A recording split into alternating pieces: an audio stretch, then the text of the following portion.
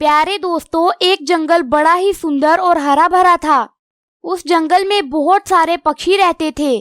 यहाँ पर बारिशों का मौसम शुरू होने वाला था और तमाम पक्षियों ने अपने अपने घरों में बहुत सारा भोजन इकट्ठा किया हुआ था। लेकिन कालू कौवे और रानी कौवी ने अपने लिए भोजन जमा नहीं किया था। कालू मियाँ, तमाम पक्षियों ने अपने लिए भोजन इकट्ठा कर लिया है, लेकिन हमने अपना भोजन इकट्ठा नहीं किया। बारिश के दिनों में हम लोग क्या करेंगे? अरे रानी, तुम चिंता न करो, हम किसी न किसी पक्षी से भोजन मांगकर ले आएंगे। हम लोग हर दफा ऐसे ही तो करते हैं। कुछ दिनों बाद जंगल में बारिशें शुरू हो जाती हैं और अब कालू कौवे और रानी कौवी को भूख लग जाती है। कालू मियाँ, मुझे तो बहुत जोर की भूख लगी है, जल्दी से जाकर किसी पक्षी से भोजन लेकर आओ। ठीक है रानी, मैं अभी जाता हूँ और तुम्हारे लिए भोजन लेकर आता हूँ। कालू कौवा टूनी चिड़िया के पास चला जाता है। अरे टूनी बहन, तुम्हें पता तो लग गया होगा कि मैं तुम्हारे पास क्यों आया हूँ। अरे हाँ, बिल्कुल पता लग गया है। तुम भोजन मांगने आए हो, लेकिन कुछ भी कहने से पहले मेरी एक बात सुन लो। मेरे पास तुम्हें देने के लिए भोजन नहीं है, इसीलिए यहाँ से चुपचाप चले जाओ। अरे तुमसे थोड़ा सा भोजन क्या मांग लिया, तुम तो बातें ही करने लग गई हो। अगर मुझे थोड़ा सा भोजन दे देती तो क्या हो जाता। तुम्हें मांग कर खाने की आदत पड़ गई है। तुम कभी भी भोजन जमा करने नहीं जाते, हमेशा दूसरे पक्षियों से मांगते रहते हो, नखट्टू कहीं के।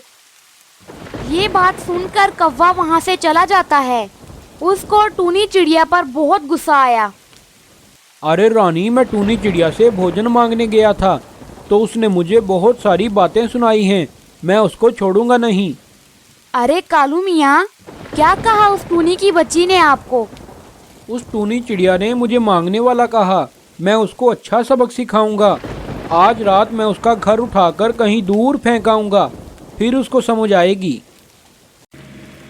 जब रात हुई तो कालू कौवा एक बहुत बड़ी मशीन लेकर उसके घर के पास पहुंच गया और उसका घर उठाकर जमीन पर फेंक दिया।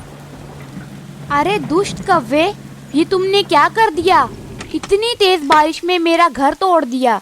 अब मैं कहाँ जाऊंगी? ये तुमने अच्छा नहीं किया। अरे हाँ, जो तुमने मुझे मांगने वाला कहा था वो तो तुमने बहुत अच्छा किया था ना। अब तुम्हें पता चल गया होगा कि किसी को बातें कैसे सुनाते हैं। थोड़ी देर बाद बहुत तेज हवाएं चलने लगती हैं और कालू कौवे का घर भी टूटकर जमीन पर गिर जाता है। जब कालू कौवा वापस आया तो उसने देखा कि रानी कौवी बारिश में भीग रही थी। अरे रानी, ये क्या हो गया? मैं तो अभी अभी टूनी चिड़िया का घर तोड़कर आया हूँ और यहाँ पर हमारा घर भी टूट गया है।